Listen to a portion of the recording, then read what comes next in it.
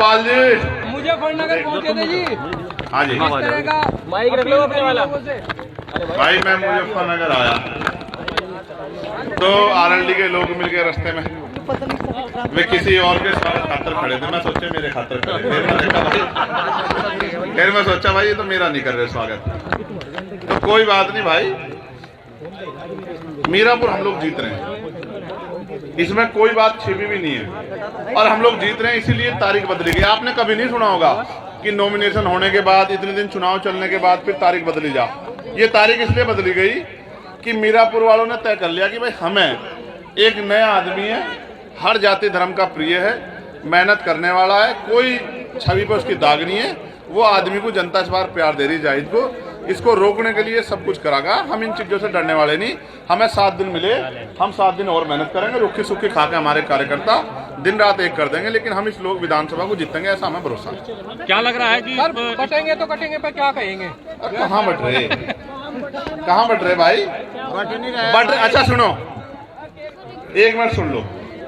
बांट का तो अब तक राज करा बांटने वालों ने, इब कहाँ बट रहे, इब तो हम इकट्ठे कर रहे लोगों को, ठीक है, सबको इकट्ठे करके साथ लेकर चलेंगे, ठीक है। आप ये बताओ, पत्रकारों पर लठ बज गया गाजियाबाद में, बजा नहीं बजा, बता ईमानदार तो बताओ भाई। और पत्रकार जेल भेज दिए।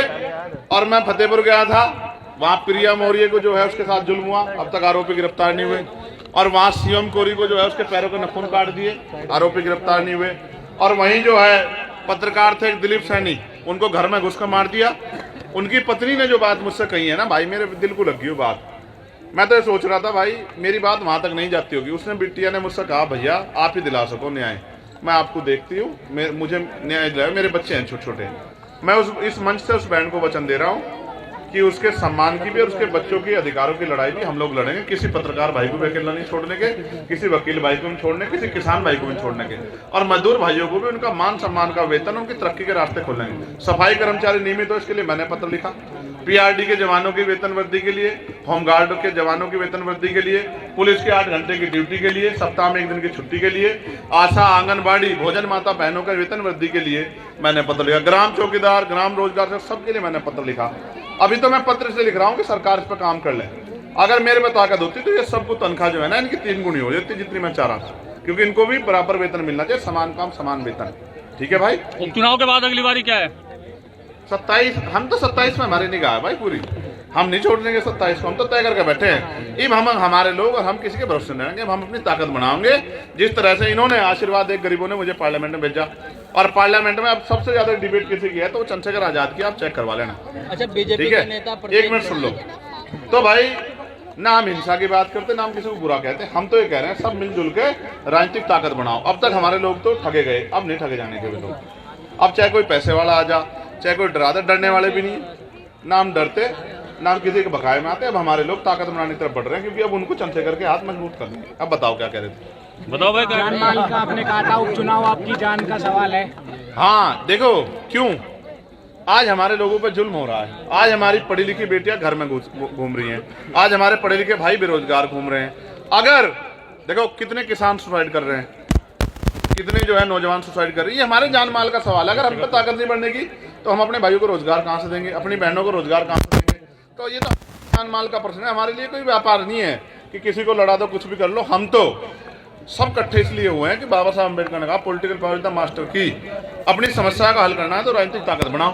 तो हम तो अपनी ताकत बना रहे हैं। हमारे तो सतगुरु रविदास जी महाराज इस बात कह गए, रविदास मानु सुखी बसनु सुख रहे दो ठाओ, एक सु स्वराज माई दूसर मरगट गाँव, कि अगर सुख शांति का जीवन जीना 2 ही रास्ते हैं।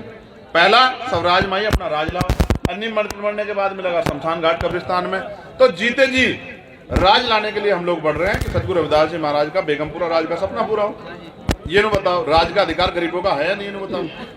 पहले तो अमीर राज करते थे राजा महाराज, अब गरीबों का नंबर तो आया, तो अभी तो गरीबों की आंख खुली, ये उनका राज आओगा। आप मेरी बात। अच्छा, बीजेपी के नेता प्रत्येक सभा में जय श्री राम के नारे से स्टार्टिंग करते थे। आज बेलडा में जयंत जी का कार्यक्रम था, जय श्री राम का नारा किसी भी तरह से नहीं गूंजा गया है। अब ये तो भाई वो ही जानते होंगे, उनके तो राम भी चुनावी हैं बेचारों के, और उनके एक और प्रत्याशी उधर के, उनको भी देख लियो। वे तो जहां उनके नेता तमाम जो है हजरत पैगंबर साहब को बुरा भला कह रहे हैं, वहां उनके नेता वहां हजरत साहब की भी जयकारा लगा रहे हैं। आप समझो मेरी बात, वोट लेनी है उन्हें, आपने कहा है कि उन्हें वोट लेनी है और हमें लोगों के दिल जोड़ने हैं। हम वोट के लिए नहीं काम करें, हम तो लोगों को जोड़ के उनकी ताकत बनाने के लिए काम करें। आओ भाई, आप भी आओ। बुलडोजर पर कहा है कि बुलडोजर का हिसाब होगा। बुलडोजर वहीं भेज देंगे जहाँ से आया बुलडोजर, आप चिंता मत करो, हम वहां लग रहे ताकत में, आप भी कर रहा हूँ। ठीक है, बुलडोजर अच्छा बताओ, न्यायपालिका की जरूरत नहीं है क्या आपको? ये बताओ, जो बुलडोजर पर आप भरोसा कर रहे हो, बुलडोजर अच्छा है क्या? आप बताओ। जिस दिन किसी पत्रकार घर पे चलेगा उस दिन एहसास होगा बुलडोजर क्या है, क्योंकि घर बनाने में बहुत जोर पड़ता है भाई पत्रकारों को भी। ठीक है, मगर मैं पत्रकारों पर आंच नहीं आने देने का, इस बात का भरोसा दिला रहा हूँ। ठीक है।